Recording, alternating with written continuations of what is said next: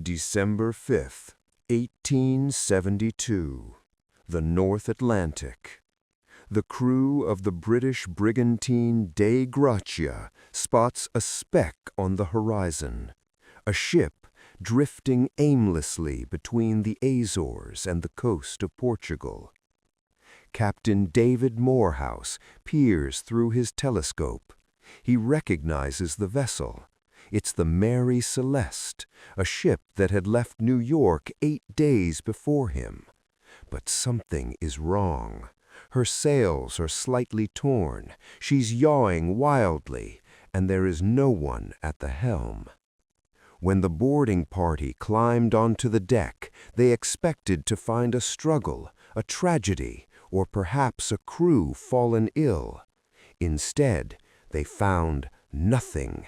Not a soul. The tea was still warm in the galley. The crew's belongings were untouched. The cargo was intact. But 10 people had vanished into the blue mist of the Atlantic, never to be seen again.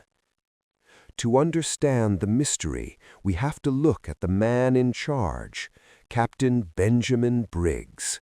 He wasn't a desperate sailor or a reckless adventurer. He was a veteran mariner, a man of deep faith. In November 1872, Captain Briggs prepared the Mary Celeste for a voyage to Genoa, Italy. On board were his wife, Sarah, their 2-year-old daughter, Sophia, and a hand-picked crew of 7 experienced sailors. Their cargo? 1,701 barrels of industrial alcohol, a volatile, dangerous shipment, but a lucrative one. On November 7th, they set sail. For 2 weeks, the weather was fair. The logs showed a routine, peaceful journey. The last entry in the log is dated November 25th at 8 a.m. It placed them near the island of Santa Maria in the Azores. The log was mundane, just coordinates and weather notes. There was no hint of panic, no God save us, no SOS, just silence. When Oliver Devoe, the first mate of the Dei Gratia, stepped onto the Mary Celeste, he described a scene that has haunted historians for over a century. The ship's condition. There was a lot of water between the decks, but the ship was far from sinking. The lifeboat, the only lifeboat, was missing. The provisions, there was enough food and water to last 6 months. The personal items, Sarah's harmonium stood in the cabin. The crew's boots were lined up. Their valuables, jewelry, and money were still there. If pirates had attacked, why leave the money? If the ship was sinking, why was it still floating perfectly well days later? The most chilling detail? The ship's chronometer and navigation papers were gone. Captain Briggs had taken the brain of the ship with him, but left the heart, his family's comfort, and the crew's survival gear. For 150 years, the world has tried to fill the silence of the Mary Celeste with theories. Let's break down the most likely and the most bizarre. Theory 1. The mutiny. Some argued the crew got into the alcohol, murdered the Briggs family, and fled. But there was a problem. The cargo was industrial alcohol, poisonous to drink. Furthermore, there were no signs of a struggle, no blood, no broken furniture. Theory 2. The seaquake. The Azores are a seismically active zone. Could an underwater earthquake have panicked the crew?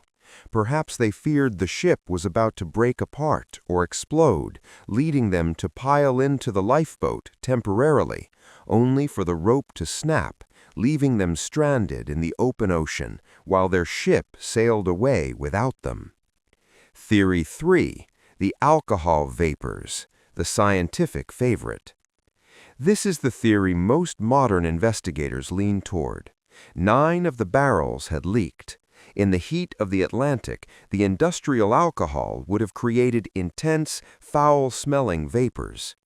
Fearing an imminent explosion, Briggs might have ordered everyone into the lifeboat, trailing behind the ship on a tow line until the air cleared. But then, the wind picked up, the line snapped. The Mary Celeste, with her sails set, simply outran the small, heavy lifeboat. The Dei Gratia towed the Mary Celeste to Gibraltar. Instead of being hailed as heroes, Captain Morehouse and his crew were treated as suspects. The British authorities suspected a salvage fraud. The mystery might have faded if not for a young doctor named Arthur Conan Doyle. Before he created Sherlock Holmes, he wrote a fictionalized account of the ship, calling it the Mary Celeste. He added dramatic details, like half-eaten meals on the table, that weren't true, but they cemented the ghost ship in the public imagination forever. The ship was wet and messy. Fiction, the tea was still steaming. The lifeboat was missing. Fiction, there were bloody handprints on the hull. What happened in those final moments on November 25th? Did Captain Briggs look at his wife and child and make a choice that cost them their lives? Was it a freak of nature or a moment of human error? We will likely never know.